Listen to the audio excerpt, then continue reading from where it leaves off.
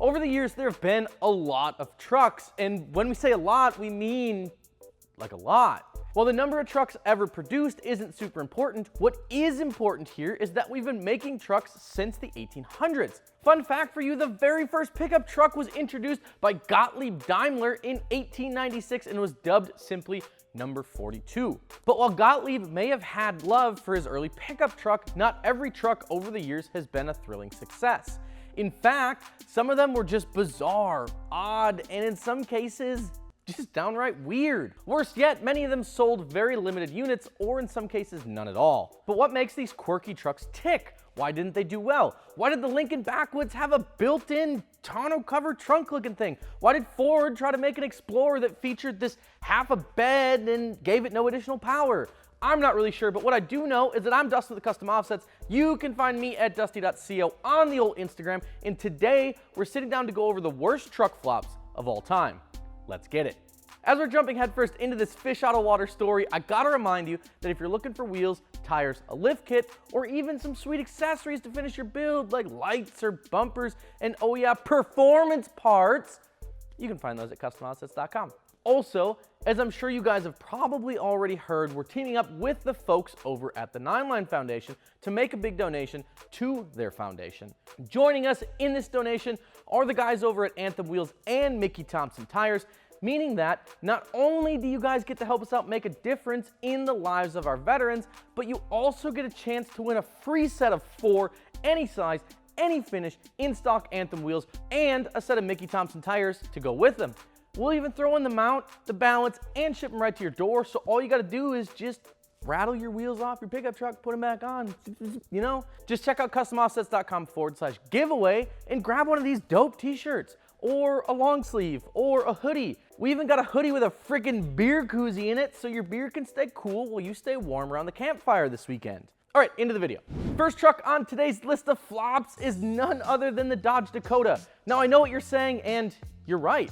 For the most part, the Dakotas have been really solid trucks over the years. The Dakota was introduced in 1986 as a 1987 model year because, you know, automakers, they just seem to think that they can release new models and call them new model years whenever the heck they want to. That's just how it works. This midsize pickup was designed to keep costs low, so it shared many components with some of the existing Chrysler products at the time. Additionally, this little gremlin of a truck shared a manufacturing plant with its larger, better equipped brothers, the D and W series pickups.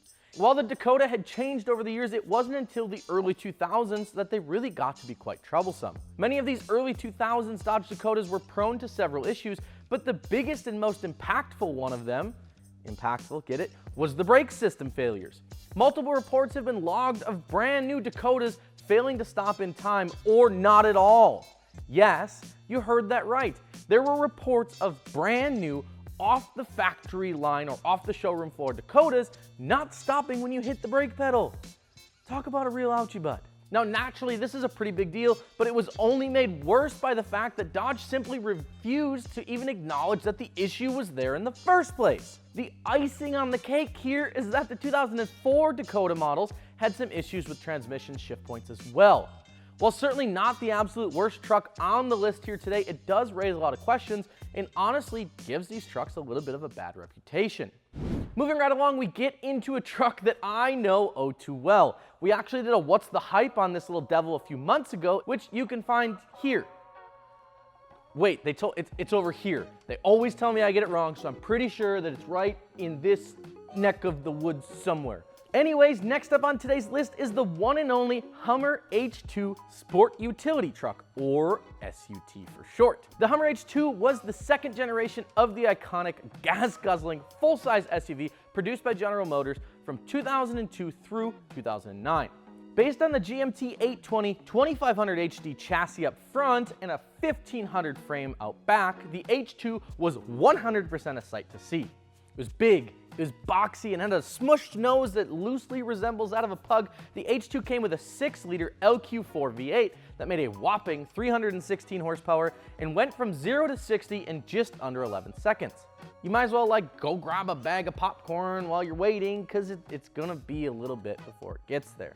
In later years, this LQ4 would be replaced with a slightly more powerful L92 V8 that made 393 horsepower and slimmed about a second and a half off the 0 to 60 time, so it still took its sweet ass time to get there.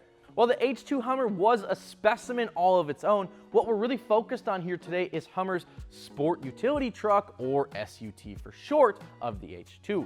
This SUT was essentially a standard H2 Hummer, except instead of having the enclosed trunk area in the back, it featured a pickup bed and a tailgate. Base price on this bad boy would start around $53,000 back in 2005. The idea was novel, and while they sure had great intentions, the execution was less than stellar. For starters, the bed on this SUT is only 47.3 inches wide and a measly 34.7 inches from the front to the back. If you're comparing this to a full-size pickup, this is pretty tiny and wasn't big enough to haul anything more than your Yeti cooler full of White Claws to the beach on a Saturday. Additionally, the spare tire was mounted on the exterior of the vehicle, much like a Jeep would be. Again, a really novel idea. However, the mounting system actually got in the way of the trailer hitch, meaning that not only is the bed tiny on this massive truck SUV thing, but you also can't lower the tailgate once you've hooked up a trailer. Perhaps the best part about this truck, though, is that it only got like 10 miles to the gallon, which is low by even 2005 standards. All good though, we'll just chalk this one up as a loss and we'll keep her moving. Next up, we're gonna be looking at a truck that's kind of a truck, but also not really a truck, and it was made by a car company, so it gets a little weird. I don't know. Either way, we're talking about the Rally King gone suburban dad here and taking a look at the none other than Subaru Baja. Introduced in 2002, the Baja would be... The Baja flopped? The Baja was a major flop. That truck f***ed. It's not even a truck. It's a truck. It's not a truck. I'm getting a Baja. Introduced in 2002, the Baja would be produced for a total of 5 years, ending production in 2006. See, back in 2002, Japanese automaker Subaru thought to themselves, you know, what if we make a car that looks like an El Camino, but also looks like a truck, pays homage to the rally race trucks of the past, but is still a Subaru car. Well, technically only half of that is true, and hint here, it's not the El Camino reference. Subaru senior designer Peter Ten said in an interview in 2002 that the Baja was, quote, funky, it looks different, and it doesn't fit into any category. Oh, how right Peter was. The Baja was a 4-door, 4-passenger vehicle that featured a 41-inch bed/cargo area, 4 bed tie-downs, and a tow rating of 2,400 pounds. It also featured a switchback system, which allowed the owner to fold down the rear seats when not in use and open this little trapdoor thingy that extended the cargo space to just over 75 total inches in length. While the idea was great, what really did it in for Subaru was actually Subaru themselves. See, with limited marketing on the Baja, a late arrival of the turbo model, and an extremely unpopular gaudy plastic cladding that was on the bottom of the body, it kind of discouraged the Baja from appealing to the masses. Additionally, Subaru had anticipated selling 24,000 units each year over the lifespan of the Baja. This was a massive oversight on their part, as the Baja sold just 30,000 total units over the entire production span of the car. Woof. The Baja would unfortunately meet its demise in 2007 when Subaru and Toyota Motor Company kind of came together and reached an agreement to have Subaru manufacture some of Toyota's cars. Now, what car is it that replaced the Baja, you might ask?